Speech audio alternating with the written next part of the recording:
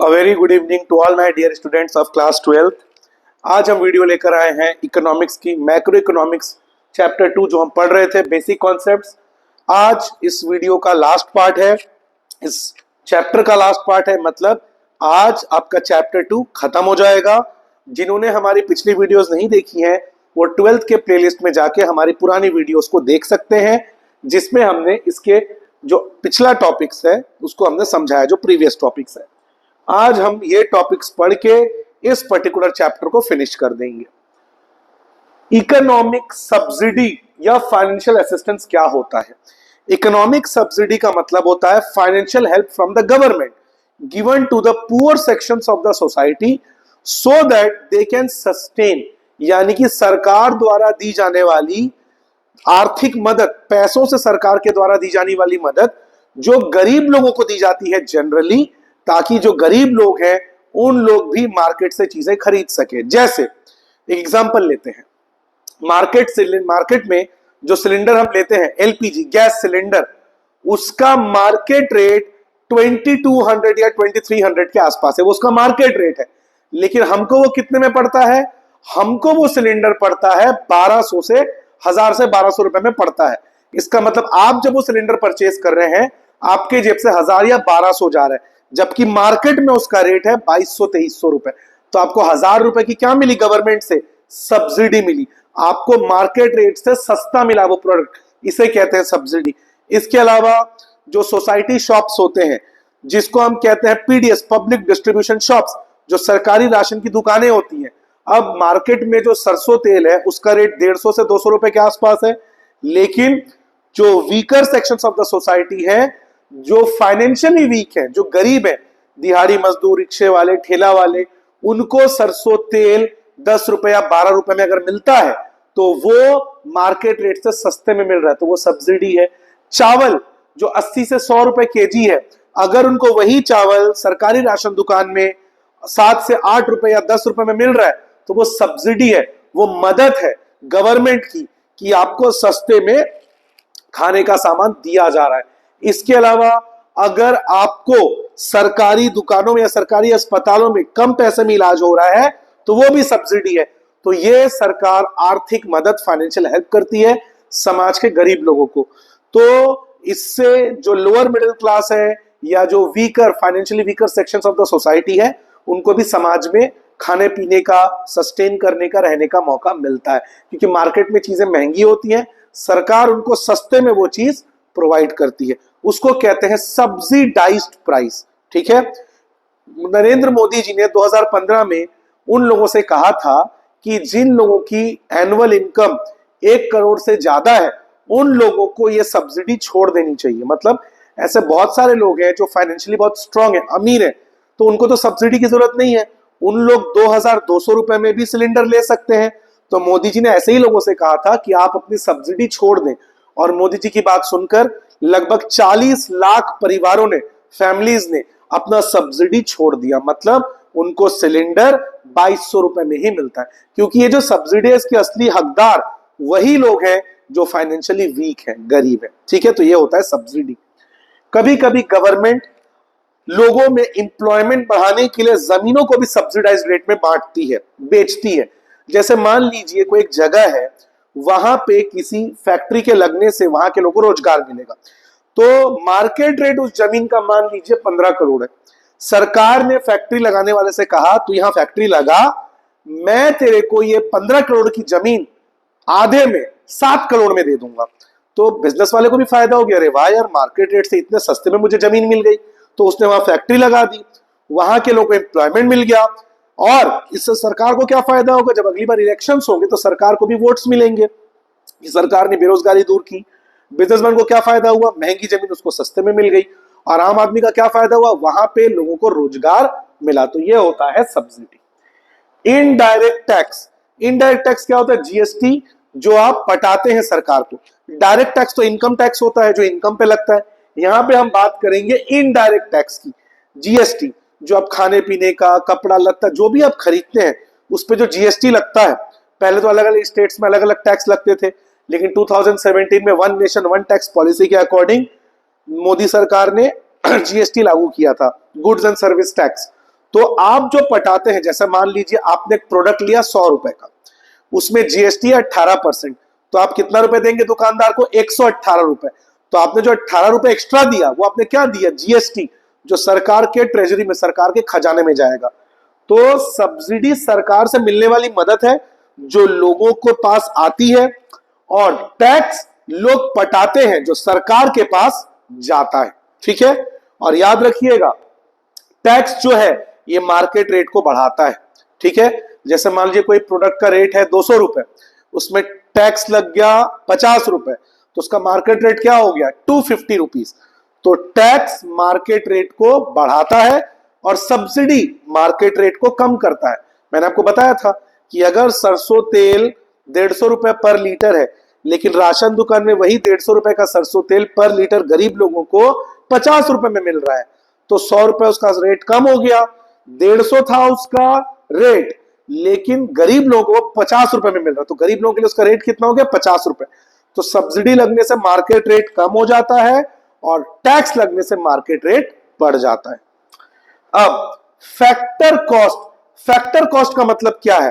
Factory से जो माल निकला, ना उसमें सब्सिडी ना उसमें tax, no tax no subsidy, एकदम ताजा प्रोडक्ट जो फैक्ट्री से निकला, ना उसमें सब्सिडी, ना उसमें सरकार ने सब्सिडी को डिडक्ट किया है, ना टैक्स को बढ़ाया, ना टैक्स लगाया। एक एग्जांपल से समझते हैं, ये दिख रहा है।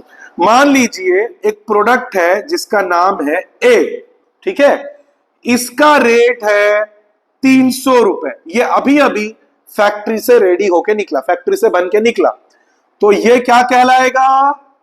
Factor cost. मतलब मार्केट में ये सामान अभी आया नहीं है, अभी बस फैक्ट्री से निकला है, 300 रुपए। अब सरकार ने इसमें टैक्स लगा दिया 20 रुपए का, तो टैक्स 20 रुपए लगाने के बाद इसका मार्केट रेट क्या हो गया? 320 रुपए। तो जो 300 रुपए था ये क्या था? ये इसका फैक्टर कॉस्ट था। सरकार ने इसमें जीएसटी लगा दिया 20 रुपए, 300 प्लस 20 320, तो 320 इसका क्या हो गया? Market price. ये क्या हो गया इसका? Market price. मतलब आप जब इस प्रोडक्ट को लोगे आप दुकानदार को 320 रुपए दोगे।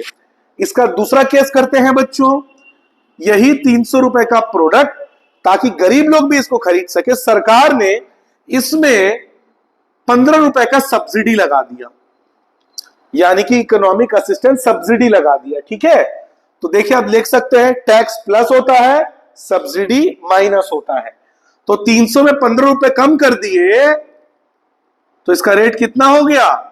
305 रुपए मार्केट प्राइस। देखिए फैक्टर कॉस्ट था 300 रुपए, 300 रुपए में जब 20 रुपए का टैक्स लगा तो इसका मार्केट प्राइस 320 हो गया, यानी टैक्स मार्केट प्राइस को बढ़ाता है, 300 से 320 कर दिया, और वही फैक्टर कॉस्ट पे अगर हम सब्सिडी लगा दें तो वो 300 से 15 305 लिख दिया मैंने, रियली सॉरी, मेरे से भी गलती हो गई। 300 से 15 माइनस करेंगे, हाँ सही, तो 285 आएगा। कितना आएगा? 285, सॉरी फॉर द मिस्टेक। तो 300 में 15 रुपए जब हमने माइनस किया तो उसका रेट कितना हो गया? 285। तो इसका मतलब जो उसका मार्केट रेट था 300 रुपए, वो कम होके कहां पहुंच गया? 285। तो देखिए मार्केट प्राइस को कम कर दिया। तो फैक्टर कॉस्ट, जो सामान फैक्ट्री से बन के निकला है, ना उसमें जीएसटी लगा है ना उसमें सब्सिडी लगा है। ठीक है, जीएसटी लगने पे उसका मार्केट प्राइस बढ़ जाएगा 300 से 320, और सब्सिडी लगने पे उसका मार्केट प्राइस 300 से 285 यानी कि कम हो जाएगा। तो इस बात का आप लोग ध्यान रखें बच्चों। ठीक है, टैक्स लगने पे मार्केट प्राइस बढ़ता है और सब्सिडी लगने पे मार्केट प्राइस घटता है। ठीक है, तो ये है फैक्टर प्राइस और मार्केट कॉस्ट। ठीक है, इसके बाद एनआईटी, नेट इनडायरेक्ट टैक्स। ये नेट इनडायरेक्ट टैक्स क्या होता है बच्चों? इनडायरेक्ट टैक्स माइनस सब्सिडी, मतलब आपने कितना टैक्स भरा माइनस आपको कितना सब्सिडी मिला, इसको समझते हैं। ठीक है, पहले आप इसका स्क्रीनशॉट ले लीजिए।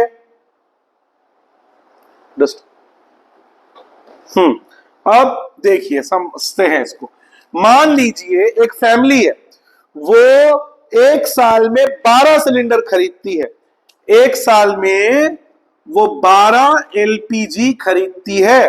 ठीक है, इसका जो एलपीजी है इसका मार्केट प्राइस क्या है बच्चों, मैंने आपको बताया था 2200, ये इसका मार्केट प्राइस है, थोड़ा बहुत ऊपर नीचे हो सकता है। ठीक है, अब इसका फैक्टर कॉस्ट, ये इसका 2200 रुपए एक्चुअल में मार्केट प्राइस नहीं है, ये बच्चों इसका फैक्टर कॉस्ट है। मतलब जब सिलेंडर में गैस रिफिल होकर फैक्ट्री से निकला, इसका रेट कितना है 2200 रुपए, लेकिन सरकार ने इसमें दे दिया सब्सिडी, ताकि जो मिडिल क्लास है या जो पुअर पीपल है उनको ये सिलेंडर सस्ते में मिले। तो 12 एलपीजी को आप इंटू करिए 2200 से, 2200 इंटू 12, 2200 इंटू 12, 26,400, ये इसका फैक्टर कॉस्ट पड़ रहा है। ठीक है, लेकिन हमको ये मिल रहा है कितने में, 1200 रुपए में। तो 1200 इंटू 12, इसको क्लियरली लिख देता हूं मैं, 14,400। ठीक है, तो हमको ये सिलेंडर, उस फैमिली को ये सिलेंडर 14,400 में मिला। क्यों? सरकार ने उसमें 1000 रुपए की सब्सिडी दी। तो ये जो 1200 है, ये क्या हो गया बच्चों, ये हो गया मार्केट प्राइस। ये क्या हो गया, मैंने कहा था आपसे सब्सिडी लगने से माइनस होगा, मार्केट प्राइस कम होगा, यानी कि जो फैक्टर कॉस्ट 2200 था वो अब कितना पड़ने लगा, सिर्फ 1200 रुपए पड़ने लगा। तो कितना रुपए सरकार छूट दे रहा है, सब्सिडी दे रहा है, 1000 रुपए। टोटल 12 सिलेंडर लिया उसने, तो एक सिलेंडर पे 1000 रुपए की मदद के हिसाब से उसको कितना मिला, 12,000 उसको सब्सिडी मिला, सरकार की तरफ से उसको 12,000 की मदद मिली। अब मान लीजिए उसने पूरे साल में जीएसटी भरा 8,000 का, जो अलग अलग उसने प्रोडक्ट्स लिए, मसाले, खाने पीने का आइटम है ना, घर की चीजें, mixer grinder, fridge and all, ये सारी चीजें जो उसने खरीदी, एक साल में उसको सरकार को इतना जीएसटी भरना पड़ा 8,000। तो एनआईटी कैसे निकलेगा बताइए, इनडायरेक्ट टैक्स, टैक्स कितना भरा उसने, 8,000। सब्सिडी सरकार की तरफ से उसको कितनी मदद मिली, 12,000। 8 माइनस 12, तो आपका एनआईटी कितना आ रहा है, -4,000, -4,000। इसका उल्टा कर दूं अगर बच्चों में, अगर मान लीजिए उसने साल में जीएसटी भरा 18,000, तो जो यहां पे इनडायरेक्ट टैक्स में 8,000 था, अब वहां पे कितना आ जाएगा, 18।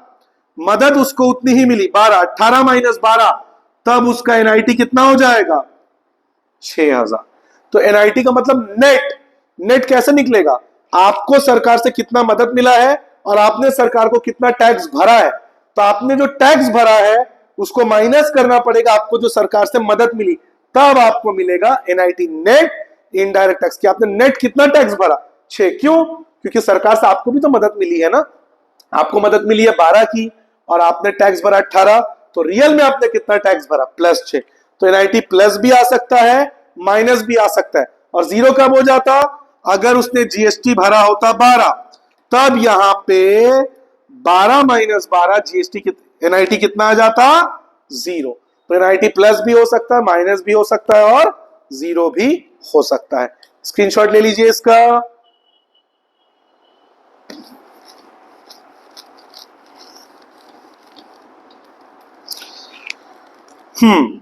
अब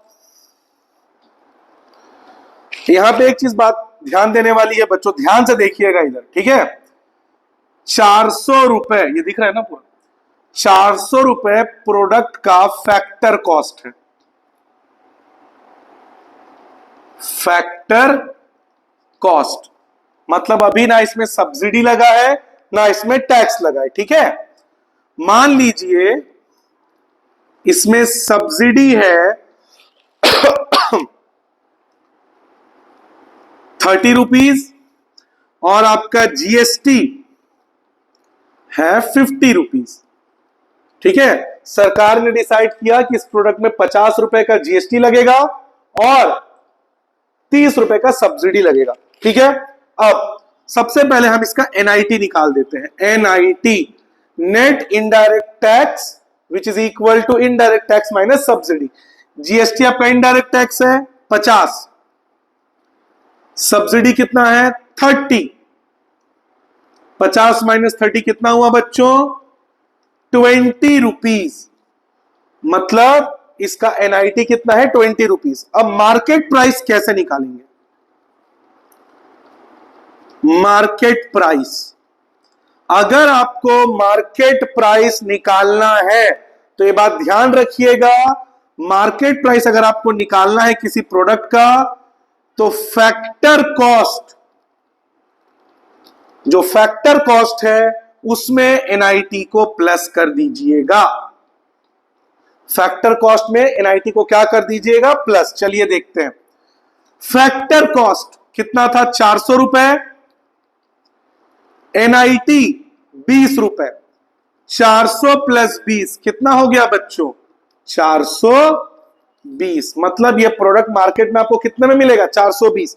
इसको आप ऐसे भी समझिए, मैंने कहा था मार्केट प्राइस में टैक्स प्लस होगा सब्सिडी माइनस होगा। चलिए यही 400 है, इसमें पहले टैक्स को प्लस कर दीजिए, जीएसटी 50, 450 और सब्सिडी जो कि माइनस होगा, सब्सिडी कितना है 30। तो बताइए कितना हो गया 420। यानी अगर आपको किसी प्रोडक्ट का मार्केट प्राइस निकालना है तो फैक्टर कॉस्ट में एनआईटी को क्या कर दीजिएगा प्लस कर दीजिएगा। ठीक है, और अगर इसका उल्टा कर दूं मैं कि स्क्रीनशॉट ले लीजिए पहले,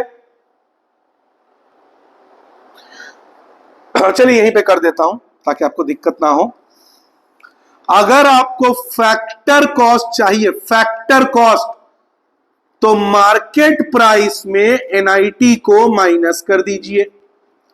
मार्केट प्राइस कितना है बच्चों 420, एनआईटी कितना था 20, 420 माइनस 20 400। देखिए आ गया आपका फैक्टर कॉस्ट ₹400। ठीक है, तो अगर आपको मार्केट प्राइस निकालना है तो फैक्टर कॉस्ट में एनआईटी को प्लस कर दीजिएगा, और अगर आपको फैक्टर कॉस्ट निकालना है तो मार्केट प्राइस में एनआईटी को क्या कर दीजिएगा माइनस। इसको हम डायरेक्ट भी अगर समझें तो जैसे आपका मार्केट प्राइस कितना है 420 और फैक्टर कॉस्ट में मुझे जाना है, तो जैसे यहां पे 50 को मैंने प्लस किया था जो जीएसटी था, यहां पे मैं 50 को क्या कर दूंगा माइनस। ठीक है, 420 में 50 को माइनस करिए 370। इसके बाद आपका सब्सिडी जो कि 30 है, जिसको मैंने यहां पे माइनस किया था यहां पे क्या करना पड़ेगा प्लस। देखिए आ गया ₹400।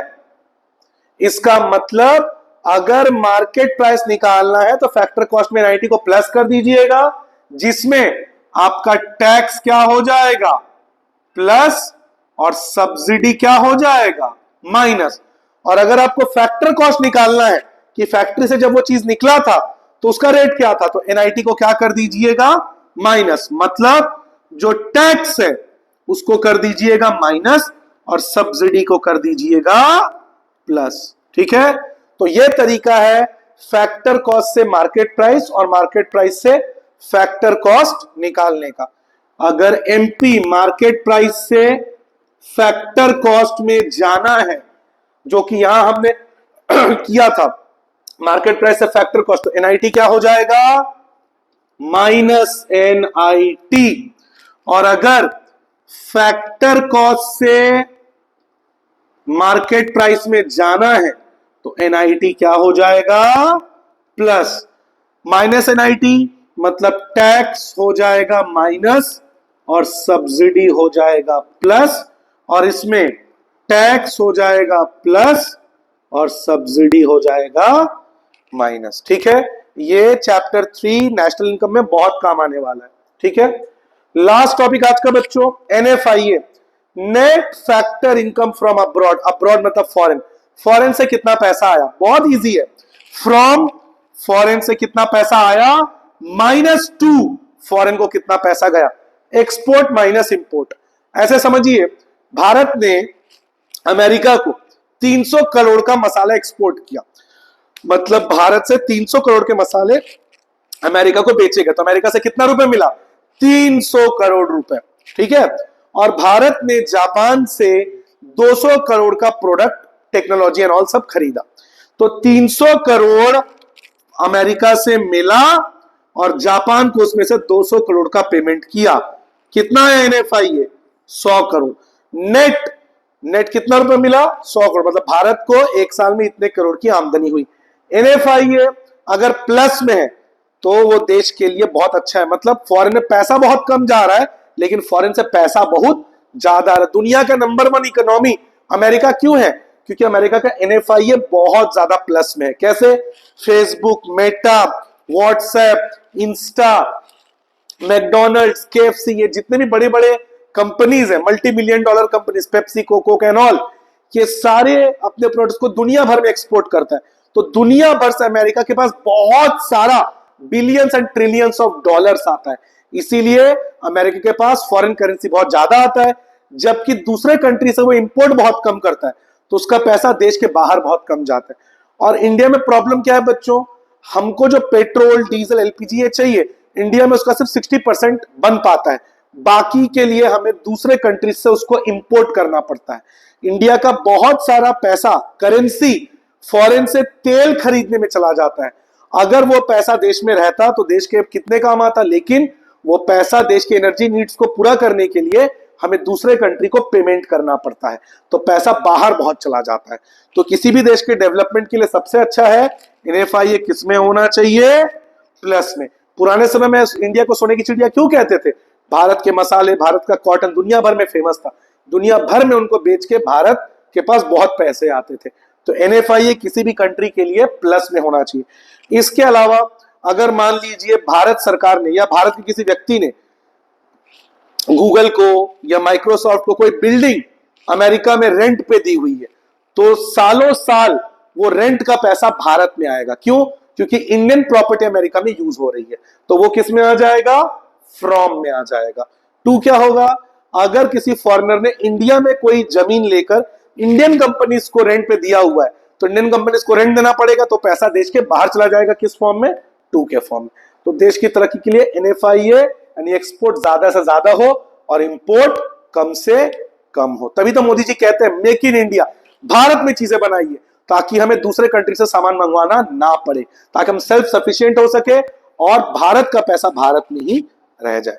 तो इसी के साथ आपका लेसन 2 कंप्लीट होता है। ध्यान रखिए अपना, हमारे चैनल को सब्सक्राइब करिए, वीडियो को लाइक और शेयर करिए। पूरे 12th में हम आपके साथ रहेंगे। मिलेंगे आपसे नेक्स्ट वीडियो में। Take care.